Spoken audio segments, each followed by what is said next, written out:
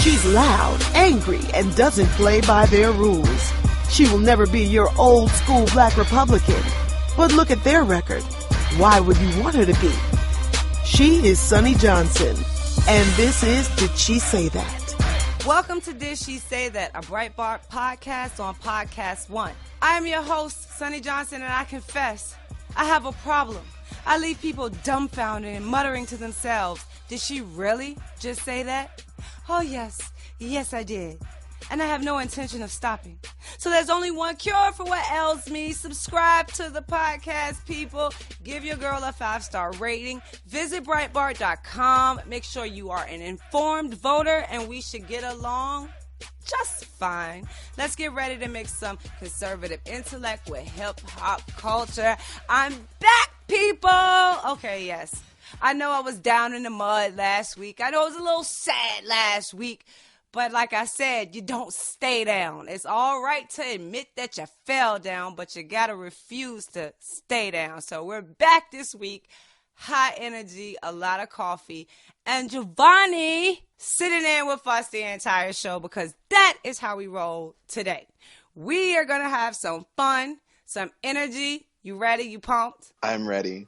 Okay. Did you hear? What's going on?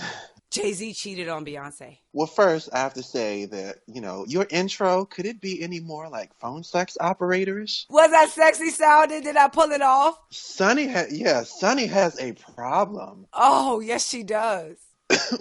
I was afraid to hear what was coming next. But yes, I did hear about him cheating. Yes, he did. And she put it in her album that she released on Surprise and sprung on us all. What do you think? Do you think the rumors are true? Who do you think is Becky with the good hair? Becky with the good hair. Well, first of all, the thought of Jay-Z cheating. I mean, the Beehive went crazy trying to find who the culprit was. When in the end, she opened up her Formation tour and Jay-Z was sitting right next to her and she thanked him for being in attendance. So once again... Oh, no, she didn't thank him. She said, "You're my halo."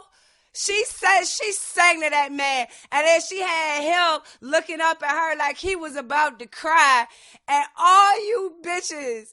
You broke bitches were sitting there on Twitter, on Facebook, spreading rumors, spreading lies, spreading innuendo, and Jay-Z and Beyonce was taking a bath in $100 bills.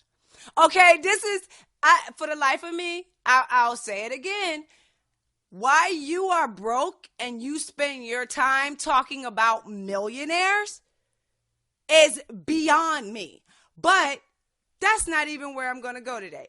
Do you know where I want to go today, JaVonni? Tell me. Look, okay, you know me. I don't play the race card, right? I damn sure don't play the feminist card. Right. What is it about Beyonce that drives fucking conservatives nutbag crazy?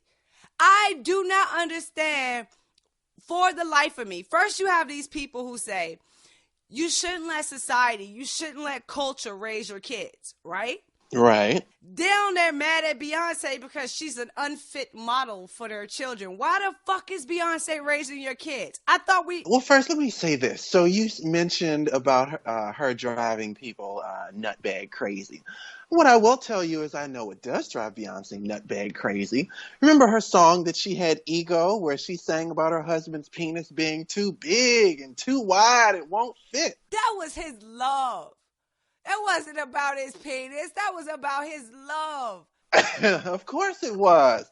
Hey, stop ruining my point. So, as for this video of her destroying everything, breaking out car windows and whatnot, I said that either she's stigmatized or a decade later she's suffering from a prolapsed vagina and taking it out in public. I think that... No, look, they had Drudge Report. Had like new Beyonce video, terrorist, because she was walking down the street probably on a set that she paid for, all of the cars she paid for the right to take the bat to each and every one of them. It was nobody else's property, but they attached it to terrorism. Do you get what I'm saying? It is beyond just not liking her. It has to be some, and like I said, I don't want to go, oh, it's because she's a woman. I don't want to go, oh, because she's black. It is because she's a woman, and the next thing you know, we're going to have our very own Beyoncé woman cards being passed out in New York City, like Hillary. But look, here's the deal. Look, if there was a woman card, I would get a Beyoncé woman card. It's novelty. It'll be worth something. Now look at having a Hillary card. Okay, a Hillary card is your husband gets to cheat on you and you just stay in a loveless, sexless, emotionless marriage for the sake of politics. Oh, hold on. Who said it was sexless? Who said it was sexless? They ain't having sex together. I told you in a previous episode that barking that she did, she took that from their bedroom. Why do you have to do that? The Beyonce card. Here's the benefits of my Beyonce card, okay? You get a husband that matches your fly. Not only does he match your fly, he match your bank account. Then you get married and have a baby. That's the start of a family. You combine your fortune to make a legacy. The man is doing his thing, making his shit grow. You are doing your thing, making your shit grow. And together, you are a fucking dynasty that leaves a legacy for your kid. $1 billion on the elevator, and when he decides to act up, all you have to do is call your sister on the elevator with you and look the other way. He knows what time it is. You know, I like to write fiction stories. So sometimes I write spoken words that go inside my stories. And one year I wrote one like about a girl that was being abused. And I had wrote a spoken word to go with it, right? And I had left it out, like I was at my aunt's house or something, and I had left it out, and they had read it. And when I came home that afternoon, my aunt sat me down. You know, I was like, what's up? Because I was feeling kind of creepy. She was like, is there something you need to tell me? And I was like, no. And this is when I had first started dating Michael. She was like, is there something you need to tell me? I said, no. She's like, are you sure? You know you can talk to me. This is a safe space. I'm looking at her like she has lost her fucking mind. I'm like, I have no idea what you're talking about. She puts the poem, my spoken word, on the table and was like, I found this. And if you need help, all you have to do is look. Before she could even finish, I was like, you don't know me at fucking all, do you? Like she couldn't even finish the statement before I was looking at her like, you don't even know me. Like, you don't know me at fucking all, do you? Like, it would not, are you crazy? I would never be in a relationship with a man who thought you have lost your entire freaking mind. And I would like to meet the man that actually thinks that he could. Exactly, right? And that, as my aunt, I think you would know that. That should be apparent to you. But that was how I felt like about Beyonce. This is craft. This is art. And one of the hardest things to do is to write something, to create something from somebody else's point of view, to put in emotions, to put in feelings that you've never felt, situations that you've never dealt with, to try to write about them. That is like one of the true bases of art. And that's what Beyonce did. And in this case, not only did she marketed it beautifully, they advertised it beautifully. And guess what? The only place you can find it, on Tidal, on their streaming site, which both of them have invested money in. Tell me what about that isn't a boss fucking move? Absolutely. But look, now Tidal is blowing up, but it only took Jay-Z beating the hell out of black people over the head. You know, just last year he said, oh, he was tired of it. Nobody was supporting it.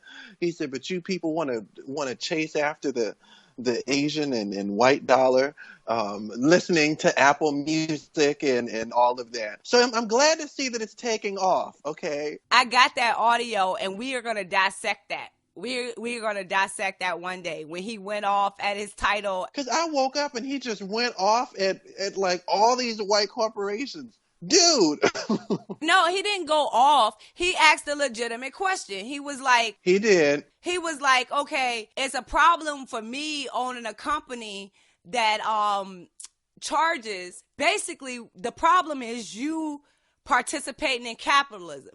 Basically, it was, Jay-Z, you've made enough money.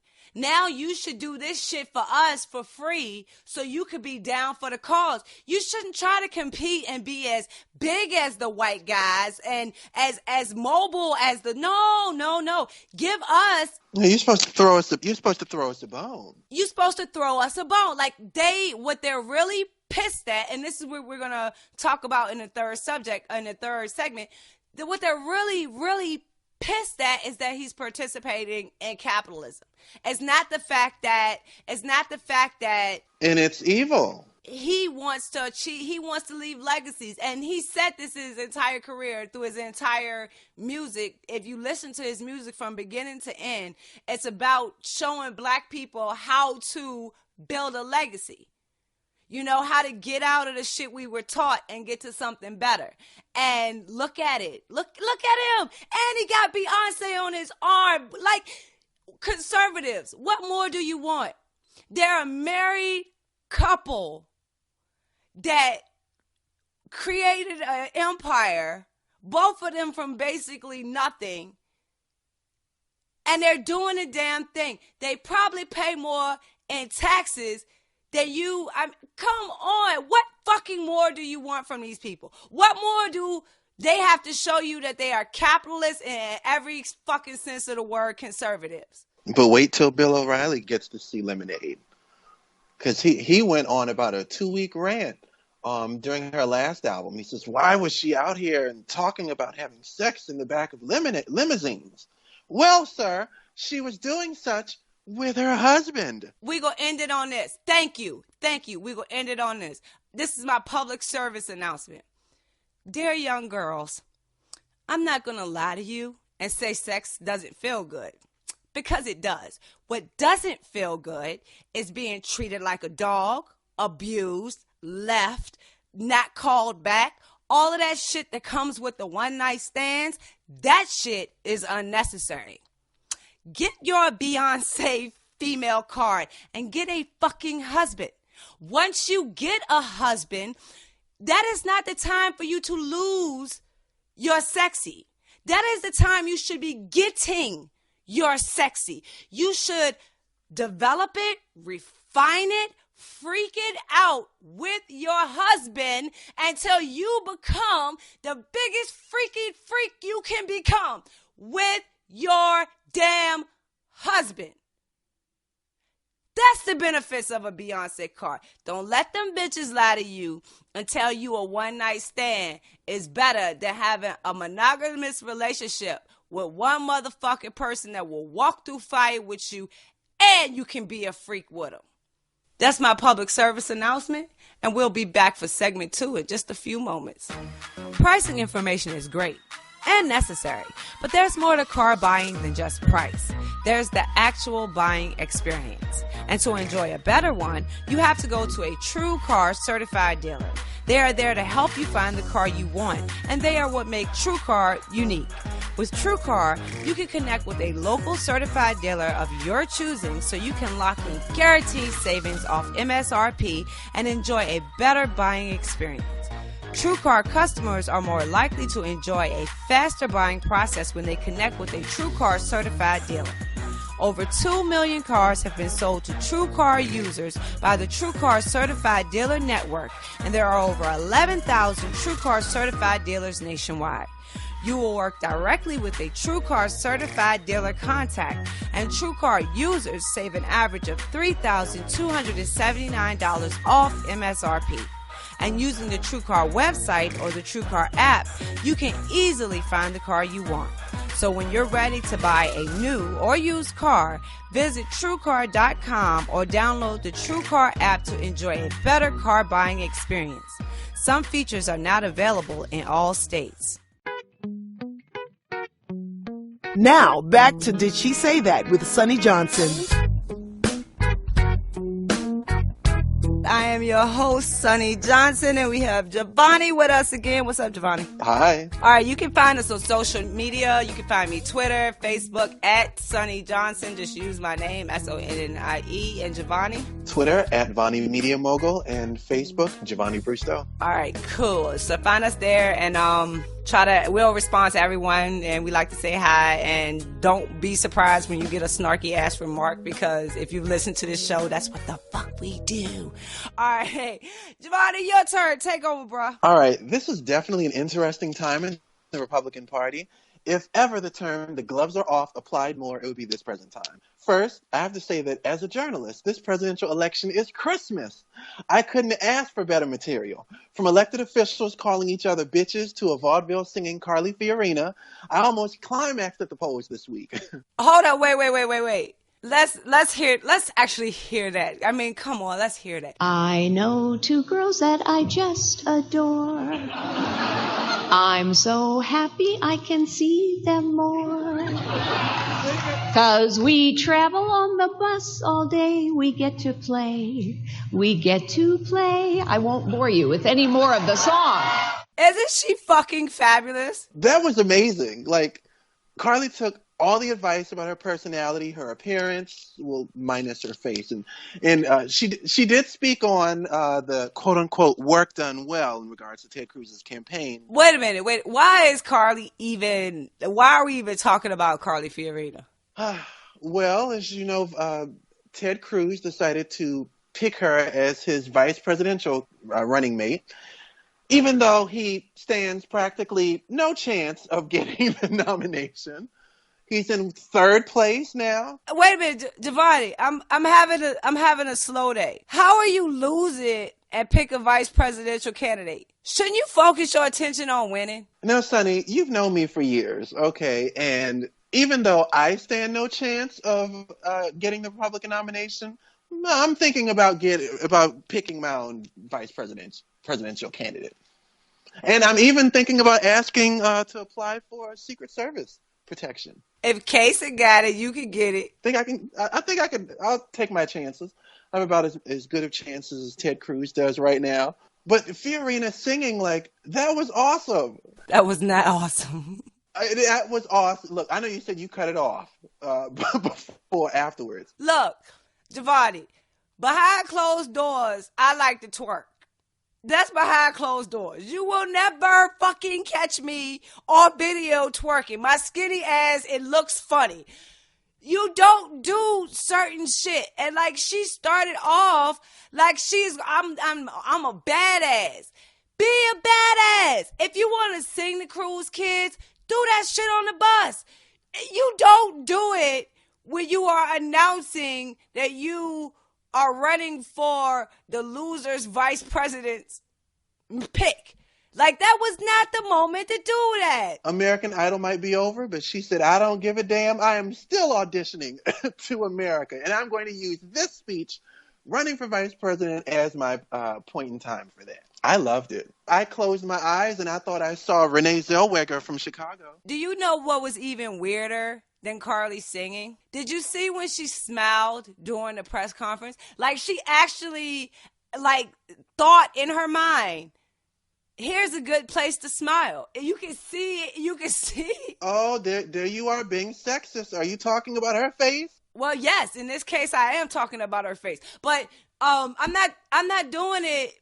I'm not doing it because I dislike Carly. That's not what it's about. It's about when you want to play at being something that you're not.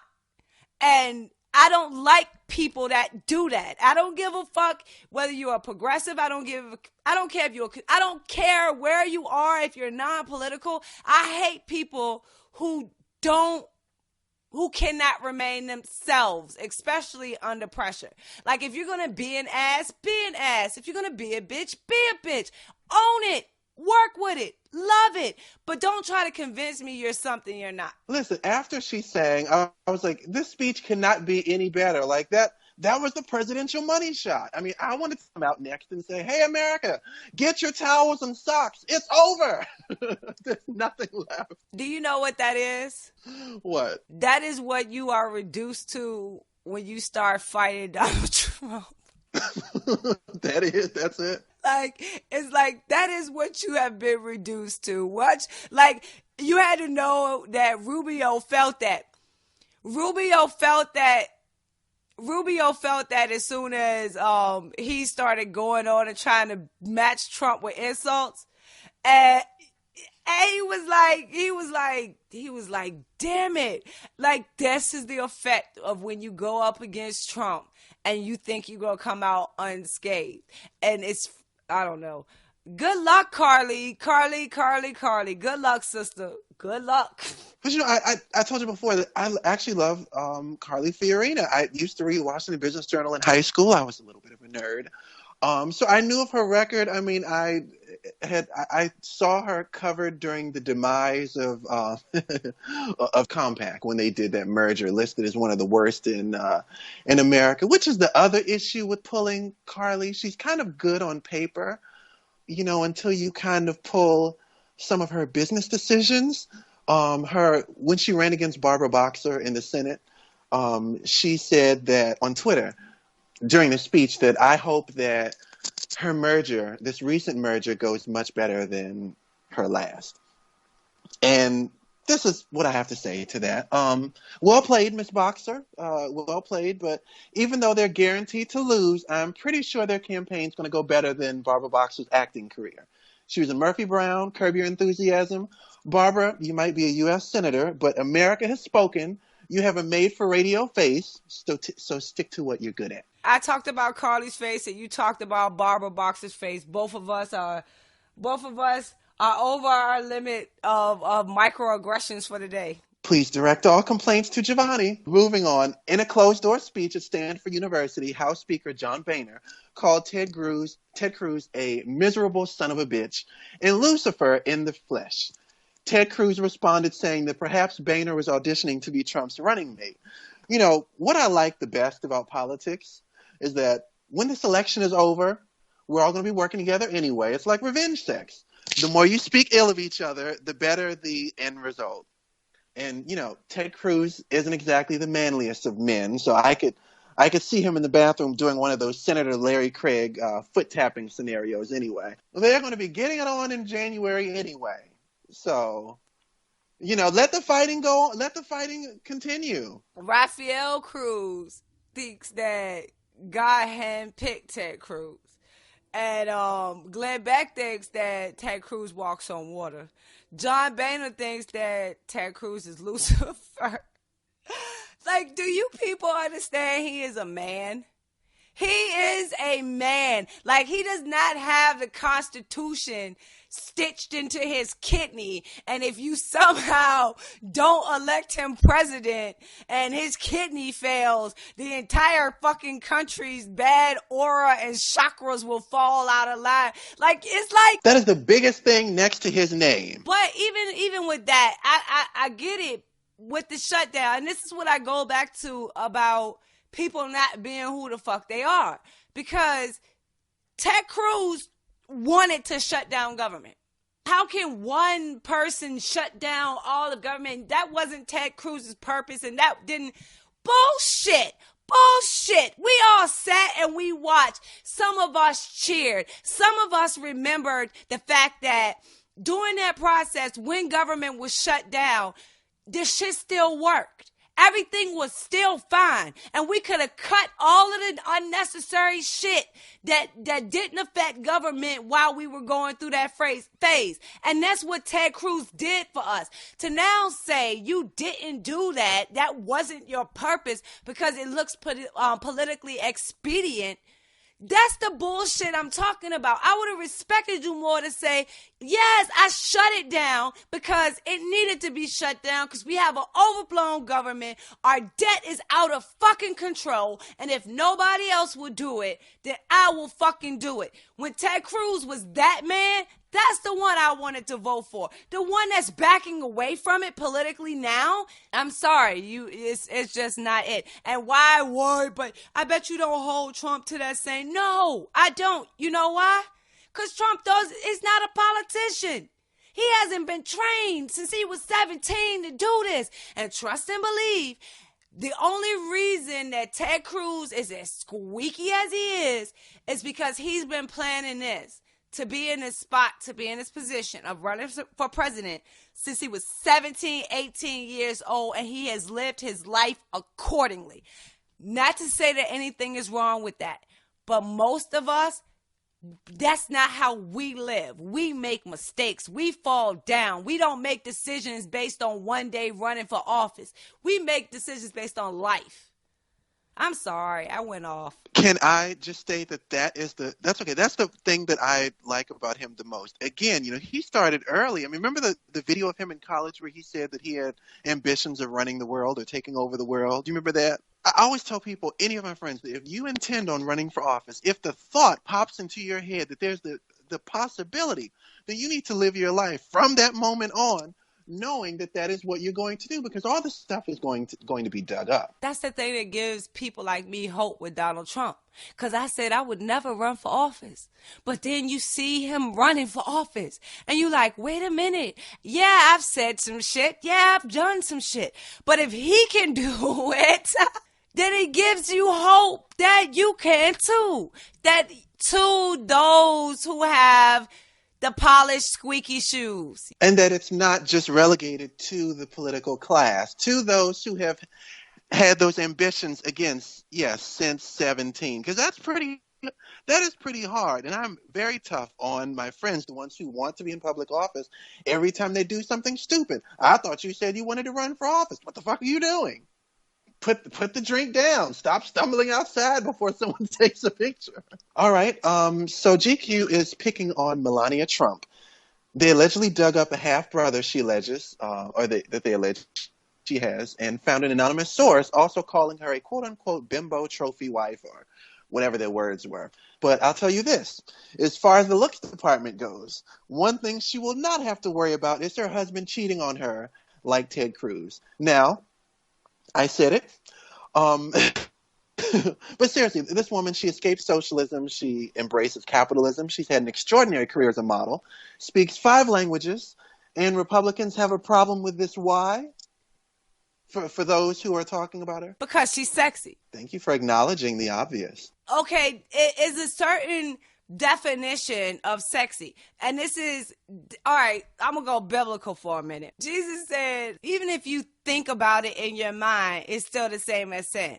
So that's why nobody can escape it. So you can stay faithful to your wife, but if you even look at another woman and say, oh, I would love to hit that, even if you just think it, you've just sinned against God. Oh, God, I'm going to hell. Yeah, right? No, shut up. Here's the whole point in saying that is for these people that think this way. Like you think, oh, she's not worthy of respect. And this pissed me off when the Megyn Kelly pictures came out. What about Megyn Kelly attempting to be sexy? Because I didn't find Megyn Kelly's pictures, all that. What was she shooting that for? I don't remember. What was that? I don't think that those pictures were cute or flattering at all, but they really weren't that bad. She had that, remember she was sitting sideways in a chair with her butt tooted like she was constipated. And looked uncomfortable as fuck. It just looked, it wasn't an appealing picture, But even so, that doesn't take away from any of her intellect. It doesn't take away from any of her proudness. It doesn't take away from her character or any of that. It just adds another layer to her that she can be sexy or attempt to be sexy. What the hell is wrong with, this is, oh, dear God, conservatives and Republicans. Do you know how many women you would have on our side if they were just allowed to be sexy? How many women? Just to be themselves. These are women who are not begging you to pay for their birth control. They're not on welfare. They just want to be sexy without being called names, without being judged, because it's none of your fucking business. If you want to wear a skirt down to your ankles, nobody is saying anything that you can't.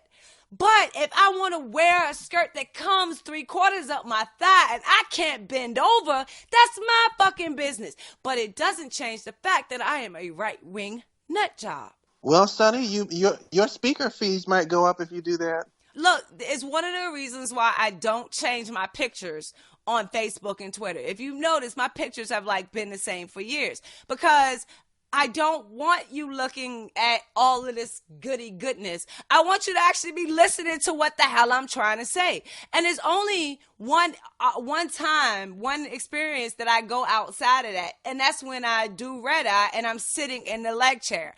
That is the sexy chair. So every time I go to red eye and I sit in the leg chair, I am going to be sexy, because the show comes on at 3:00 in the morning and people don't want to look at no fucking, homely looking broad sitting in a leg chair. So every time I go to red eye, I make sure I sex it up. It doesn't change the fact that I destroy the motherfuckers that sit next to me if the case arises. And when Republicans realize that... So that's going to be my hashtag for you this week, all this goody goodness. Out of everything I said, that's what you pull out. Oh, I'm done. Next. Yes, hashtag all of this goody goodness. All right, so in hip-hop this week, Drake just released his album, Views from the Six, on Tidal, the music streaming service that, as we said, Mr. Jay-Z beat us all over the head for, but apparently I'm glad to see that it's doing well now. Drake said that he sold 650,000 copies in one night, which is completely unprecedented these days. You're lucky if you sell 1/6 of them at one time. Unfortunately, I don't think all those went to Tidal. I think that some of them went to iTunes. So I'm sure Jay-Z will probably be blaming racism just a little bit. But Sonnie, what did you think of the album? Are you a Drake fan? I'm in love with Drake. I haven't got views yet, so I'm so disappointed. So instead of being able to talk about the album, I give a shout out. I will buy it. I will be amongst the ones. I don't spend my money on a lot of music. I have bought every Drake CD that has come out. I love Drake. Now let me tell you why I love Drake. If there's an idea of fairness, this is kind of where you find Drake. And if you see the memes that are used against him, you'll get it, because he actually has compassion. And what I mean by this is he forgives hoes for being hoes because he himself is a hoe. And that's rather refreshing to hear from a man. For a lot of men, they don't care how big their body count is. You know what I'm saying? But let a woman have a body count and she's a hoe and she's not wifey material and she's not, she loses her fucking value when your hoe number is 4 times hers. But it don't count for you.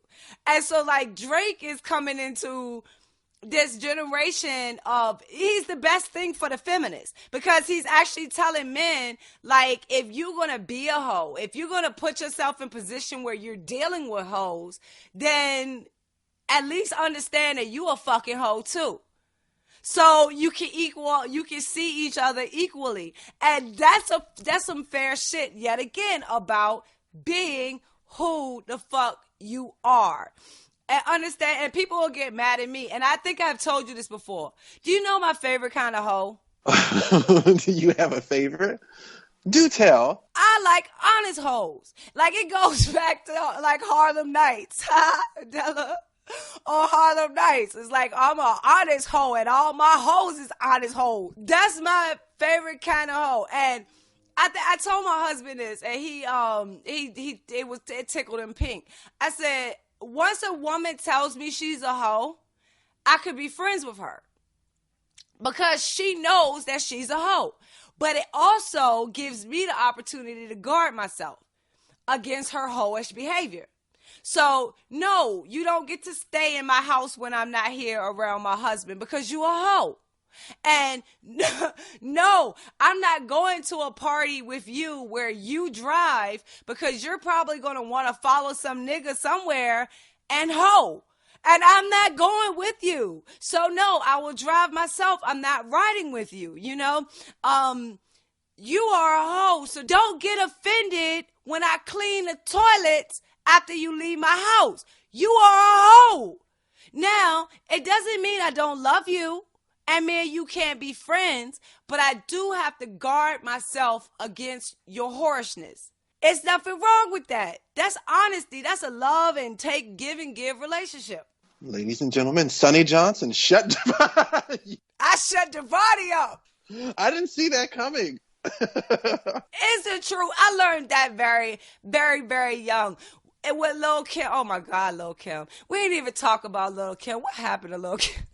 All right, no, but I learned that really young with Lil' Kim. I learned I would never be that kind of whore.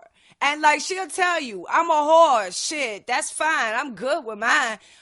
Honesty, honest hoe, good thing. But I realized I would never be her. I would never be like that.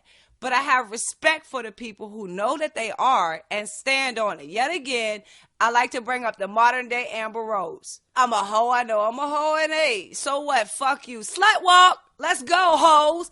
Hey, you know, if you're gonna be a slut, you want to be a hoe. She just bought a $4 million home that was just published online. So yeah, apparently she's doing something right. She has marketed her wholeness. And she's not asking you to pay for her birth control. And I bet you she don't want 85% of her money taken away. I bet you she's a closet conservative. Just let her be sexy. She don't want to give you 85% of the $1 bill she slid down the fucking pole to get. Get real. And you want to know what type of hoe that I like? I like a happy hoe.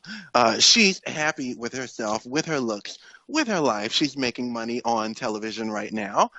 Or posed to have a show of her own.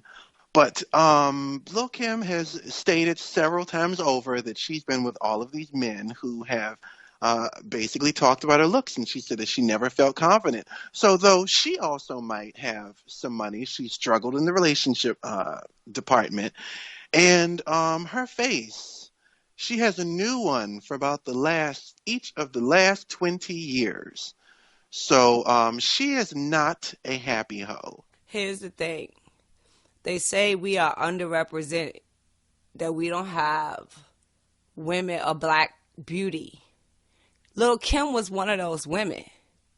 Lil' Kim was one of those. She was beautiful. She was so beautiful. She was the trendsetter. I will give her that. I don't care what you say. If you want to put this on a man and say that the man did this to her for making her feel that way, I say bullshit. I say... Well, those are her words. I know, and I'll call her out on it and say bullshit. Something is broken inside of her that lets her pick men and accept men that would treat her like that. It's men out here that would have drunk that bitch bathwater. It's men out of here that would have, you know, she could have chose different men.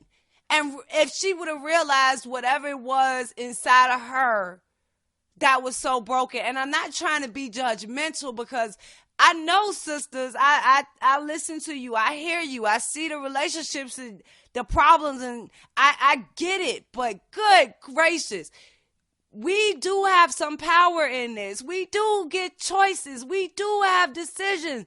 And if a fucking man makes you feel anything less than fucking beautiful, that's not a nigga you should be with. And if you find yourself finding man after man after man that makes you feel that way, it probably has more to do with your man selection than it has to do with how you actually look. And like I said, I love Lil' Kim because of her, I developed into the kind of woman that I was. And it was in spite of her, but it was because of her. And I will always love and respect her for that. And I hope she feels beautiful one day. I thought she was beautiful always. So I agree. I think that she still is. All right. So this week during the NFL draft picks, we had Mr. Laramie Tunzel, who was set to make a whopping $20 million. And just hours before this aired on television, a mysterious video of him on his own Twitter account came out with him smoking weed and, well, not just smoking weed. It was out of a bong and a mask. A bong and a mask. Yes. And the second that video came out, and I saw it literally that very moment, and then it was taken down. So the amount that he was set to make, the $20 million, dropped to 12 instantly. And he had to come out. He made his apology. He said that was a mistake that was made, and probably one of the flimsiest I've ever heard. He said that it was from years ago. His account was hacked. That's always the case.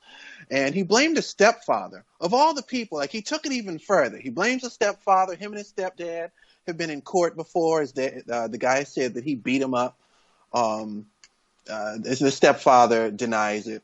Bottom line, stupid decision, cost this guy nearly $10 million. All because, weed. Obama said it's okay, so I can do it. I hope that this becomes a lesson for the rest of us who think that, in the early stages of all these drug laws, that doing weed is okay. You can go ahead and thumb your nose at the federal law if you want to. You see, there's consequences. Well, yeah, the consequences hit you in the pocketbook. Look, the only thing I have to say about this is this, and I don't understand why this isn't really simple. In the case of any sport, football, basketball, hockey, baseball, whatever, you have a set amount of time that you can play that sport. That's it. So like if you're in football, maybe you get 10 years. And that's like if you get a good career. You have a fabulous career, you get 15 years. Basketball, same thing. You get a limited amount of time to do these things. Can you put the fucking bong down until you finish?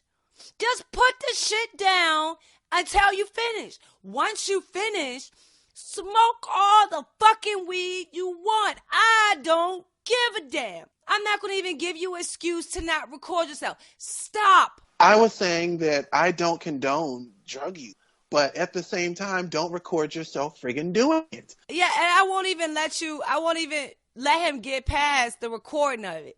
Look, 10 years, 11 years, don't smoke. For 10, 11 years, collect millions and millions and millions of fucking dollars playing the sport you have played your entire fucking life. Stop. Just don't smoke until it's over, and then smoke to your fucking heart's content.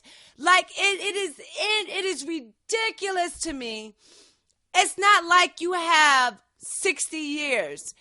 And then you get to retire. You get this short window of time. Take full fucking advantage of it. Why work? Like Menzel. Like, oh my God, what the fuck? You fucking people that get, not even to say that it was handed to you, because these motherfuckers have to work hard to get into these positions. But to get there,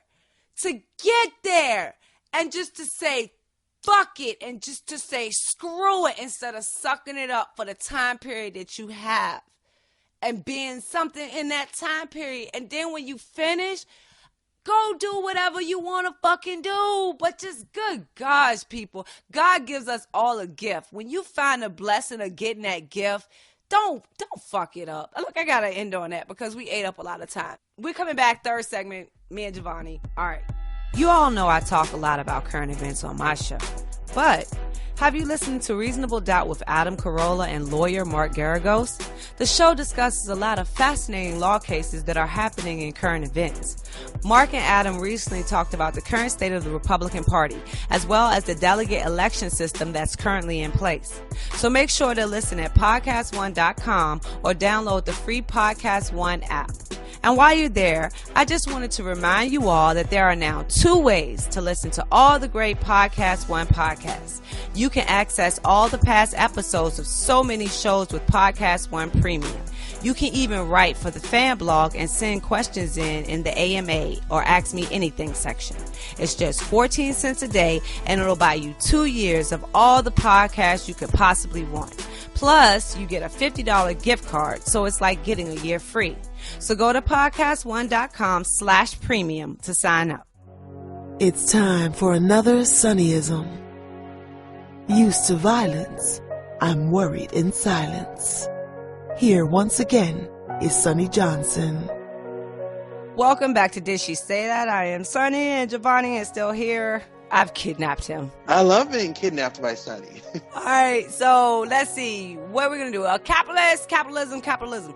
Bobby Knight endorses Donald Trump this week, and he's been stomping with him in Indiana. You know, Pence came out and endorsed Ted Cruz, and Donald Trump got Bobby Knight. People understand culture over politics. Which one was the bigger endorsement? But Bobby Knight comes out and he goes, I don't even know what a conservative is. Which angered a lot of conservatives because that's the epitome of why they hate Donald Trump, because he doesn't represent conservatism as they know it. It's the litmus test. The litmus test you spoke on. He failed the litmus test. And as far as I'm concerned, and I'll say the same thing, I am a right-wing nut job conservative, and Donald Trump is not a right-wing nut job conservative. I'll be honest about that. But what he is a capitalist. And I'm honest about that I can, if it takes the litmus test going away for us to push economic issues, I'll put aside the litmus test. I'll still be all those things, but I'll be more accepting of people who aren't, but who share the commonality of me with capitalism. But basically, that's where we are in America these days. We're at the point where nobody understands the definition about these words. So I'm looking at the Trump riots, and if you call them protests, you're a fucking liar. The Trump riots out in California. JaVonni, did you see him? Yes, the one with all of those fatherless white people outside. Oh, come on. That one, that riot? No, what are you gonna do? Call them monkeys next? You gonna call them apes and animals? That's exactly what they were. So we had the white and Hispanic apes out. No, I'm just joking. All those kids, the white apes, yes, who were out there. They didn't go to college. They went to public schools. I mean, if only they had a father in their home, and they're all on welfare, of course, weren't they? But they were holding signs. They were holding signs that says capitalism is evil. We need socialism. It's a shame. And this is what I need the right to understand. This is not about your fucking candidate. I don't know how many times I can say this. This is not about your fucking candidate. This is not about Ted Cruz. This is not about Donald Trump. This is about the fundamental transformation of America from a capitalist society to a socialist society. This is not about your fucking candidate. This is about an idea.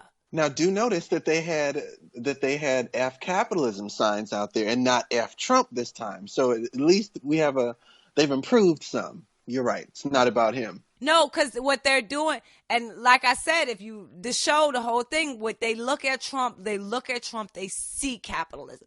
They see it. It's plain, it's clear. That's what he represents, everything he represents. And that's also why a lot of black people are looking at him, because they want that capitalism. They want that thing that Donald Trump has. And that's the battlefield we're on right now. But people don't even understand the difference between these words, like Democrat and Republican. What is the fucking difference between a Democrat and a Republican? Republicans dress in tweed while Democrats are all out partying and on the pill.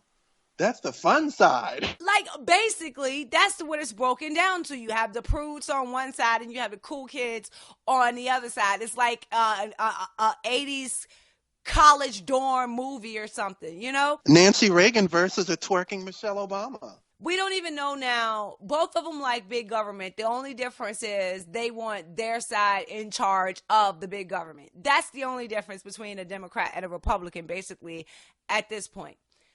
What's the difference between a conservative and a progressive? A progressive wants us all singing Kumbaya while Donald Trump is ready to eviscerate the other side of the world. As Bobby Knight said, he is not afraid to push the button. I actually support him pushing the button, but that's another story.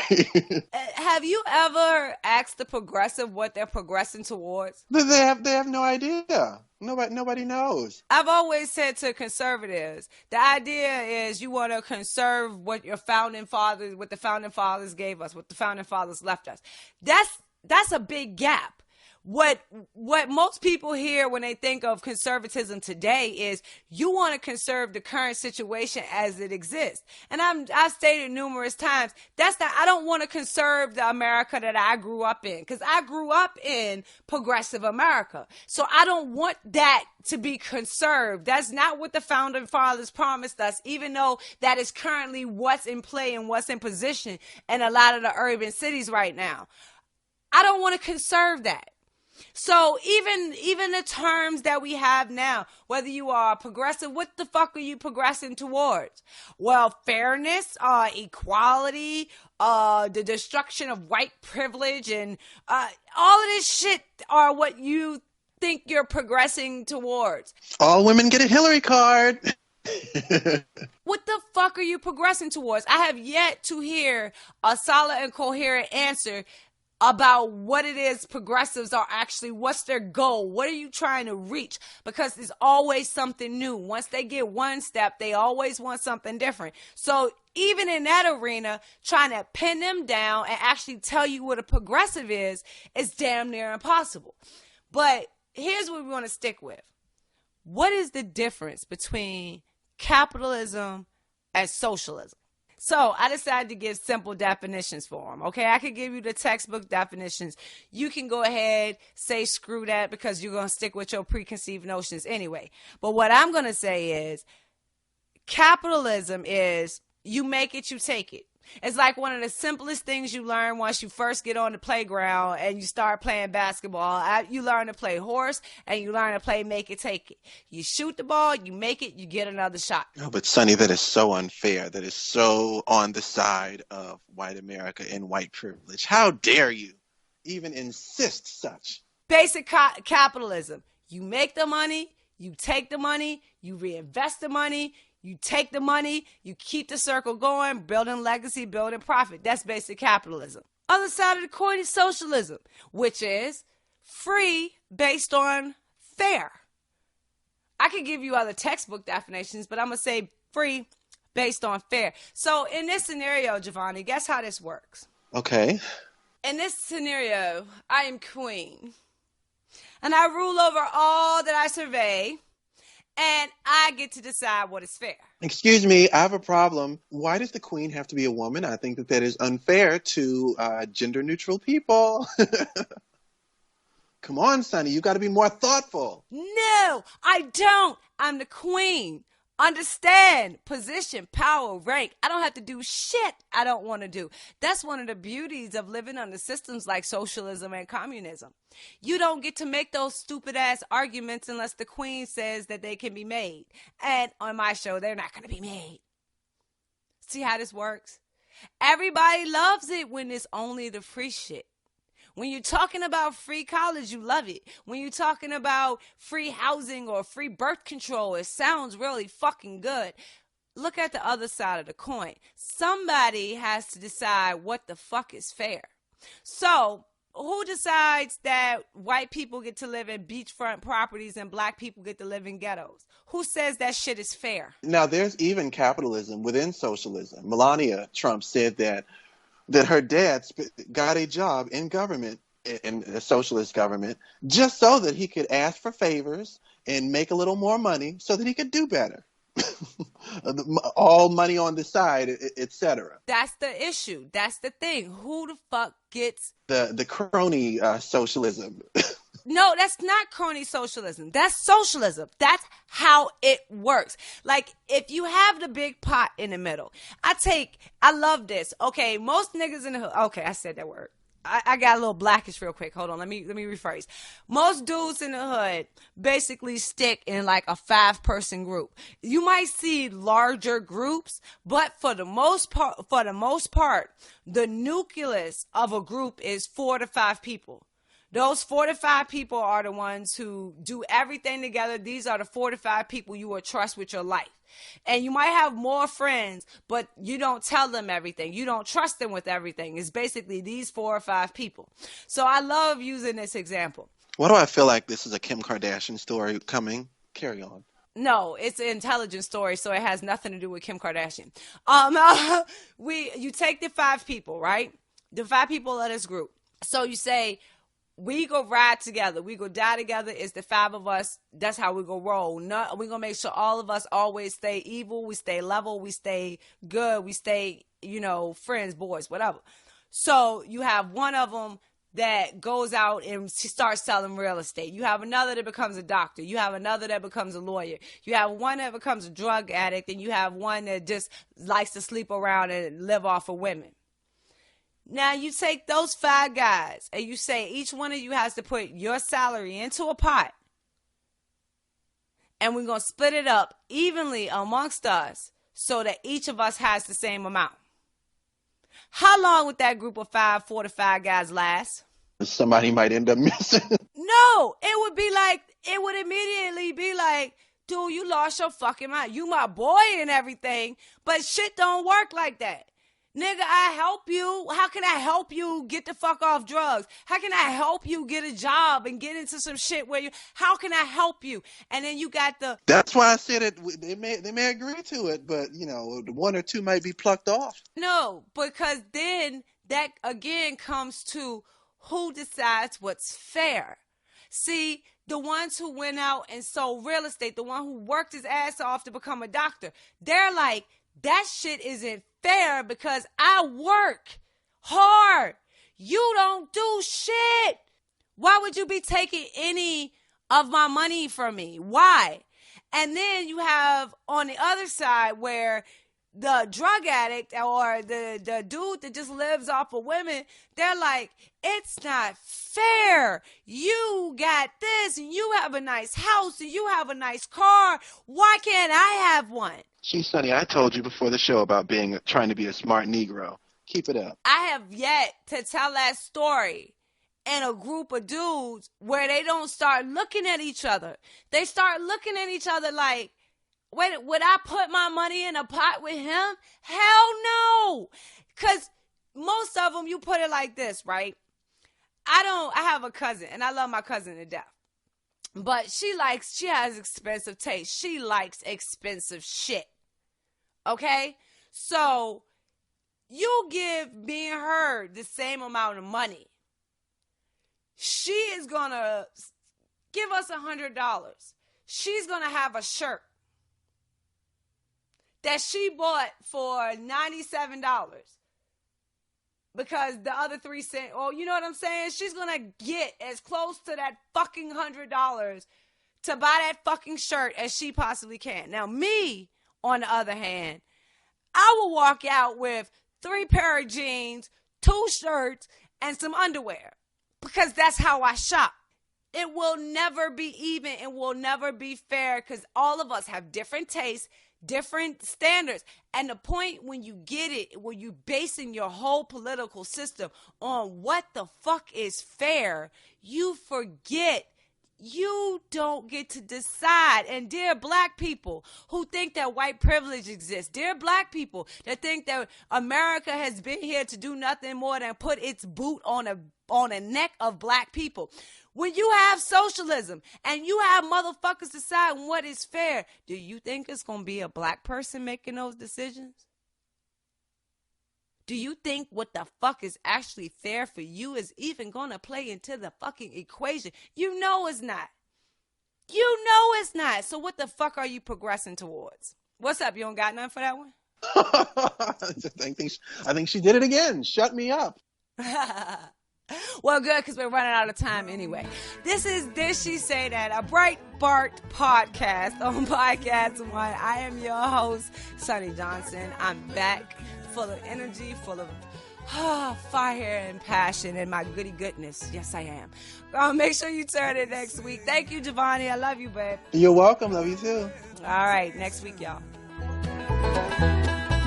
Needs a new coat of paint and a delicate melody.